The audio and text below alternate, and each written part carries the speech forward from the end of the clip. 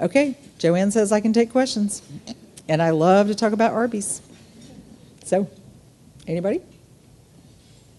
The question was, I came out in 2010, and really just a few months later, or actually it was a year later before the transaction happened, Rourke took over, and the expression was, move my cheese. Okay, so here's the thing. I had worked for private equity in my past career, so I knew the level of focus and the level of speed and the level of intensity required there.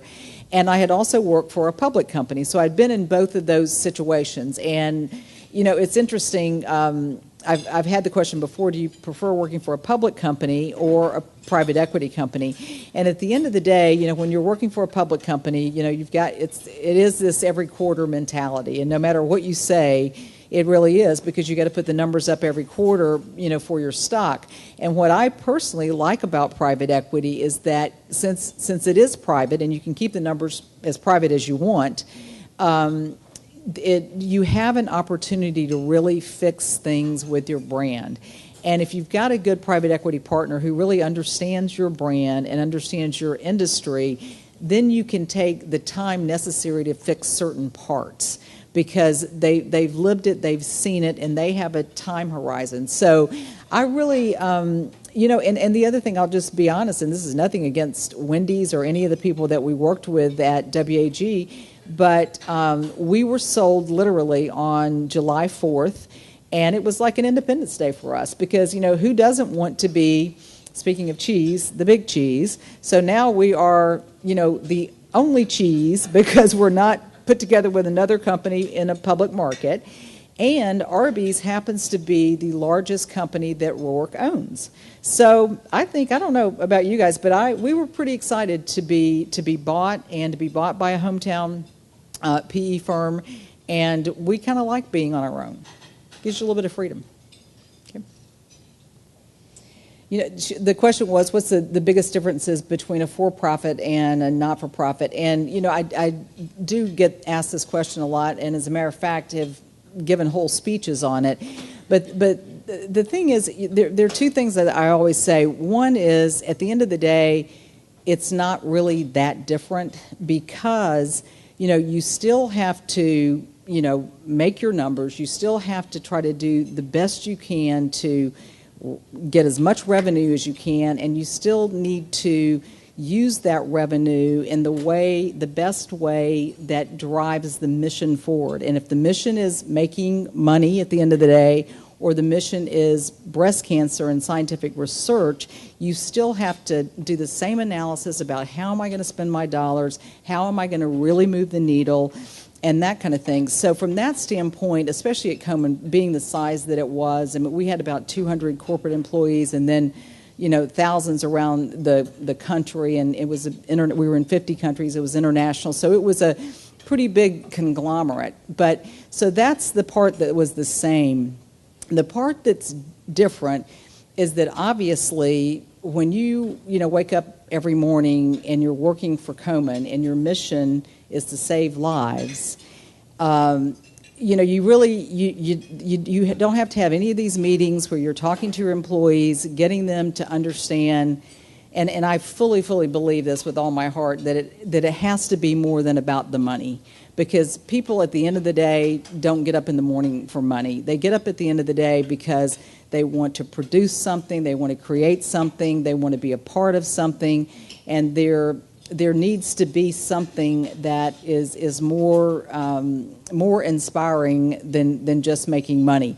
So at Komen, that was never in question. We all knew what we were doing. You know, we were working for short-term saving women's lives with paying for mammograms for the underserved, and we were working to save my granddaughter's life with the scientific research that sometimes takes 20 years. So there was never that need. We all knew it and felt it. And I'm a breast cancer survivor. We had a lot of breast cancer survivors who worked there.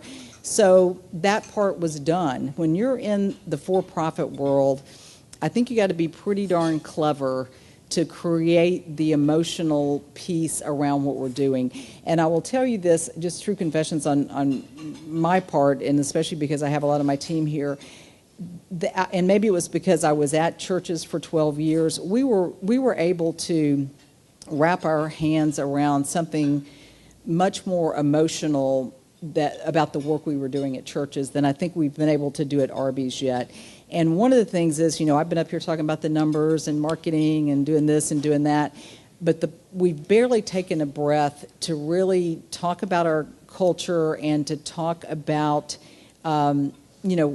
what we want to try to accomplish with this. So, we'll get there because we have to, and that's a big part of leadership. And I feel like I haven't done that part of leadership at Arby's yet, but I promise to my team we're going to, because I think it can't work otherwise.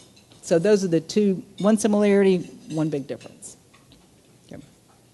Well, I think what we have at Arby's is a very resilient team because we have gone through a lot of changes.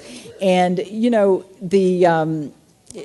some people like this image and some people don't. It's this whole burning platform.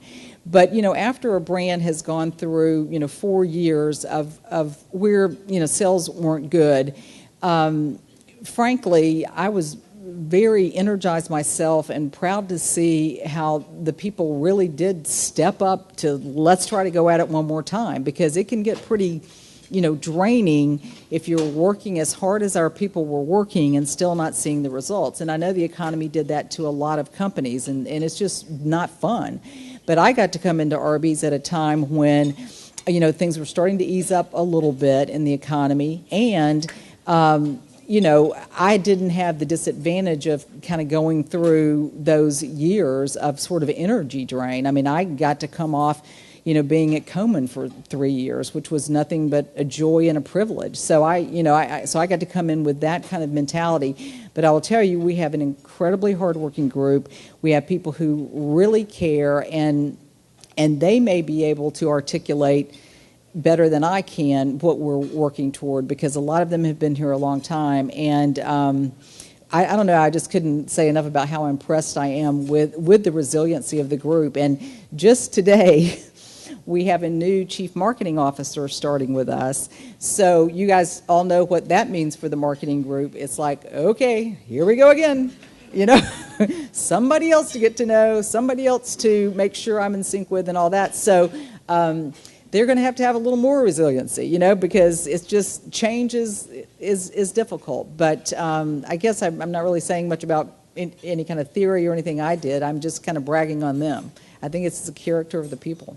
Thank you, Joanne. One thing is, I think, again, when things had been just kind of down for Arby's for a while, and so one of the things that I did when I first came is I did webinars once a week for the employees and the franchisees. And, basically, I just got on there and talked for about 15 minutes, whatever the topic was. And I think that really did help, especially with the franchisees, because people just felt like they didn't know what was going on.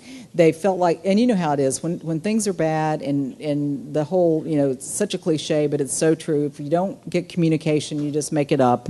Humans just do that. So we really tried to communicate with everybody. And from May until October, I did a webinar every single week. And I kind of, got worn out on that, and then said I'd do one every month. But frankly, to be really frank with you, I think it's a mistake not to do it more often. I think it would be smarter if I did it every week. I'll probably go back this year to once every other week, because people want to know what's going on. I mean, they want to be able to touch it and feel it.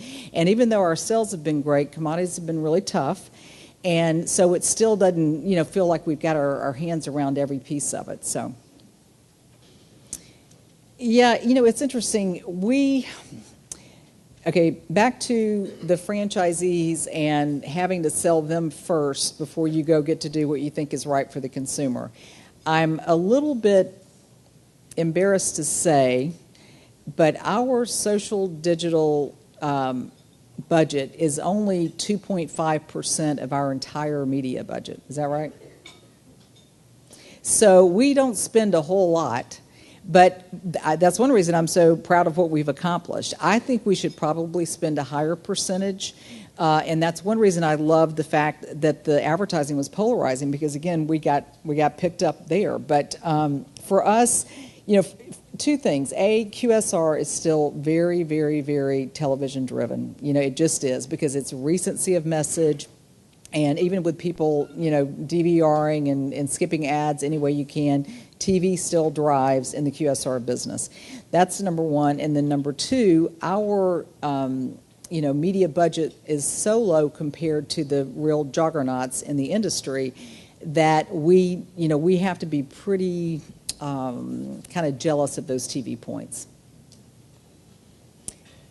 Well, the thing is, competition. I mean, again, I've had a couple of different stints. I was at Bell South for a while. I did a couple of other types of jobs, but I've been in QSR really most of my career. In the old days, it was a growing market. And so you could build a restaurant and they would come. You could, it just really, frankly, was pretty easy from a marketing perspective in the old days.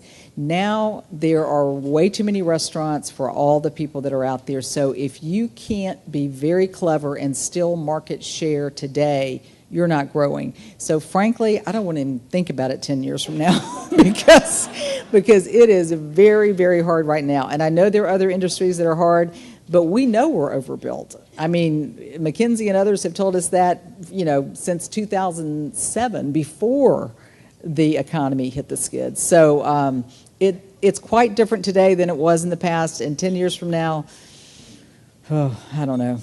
It's going to be tough. So thank you.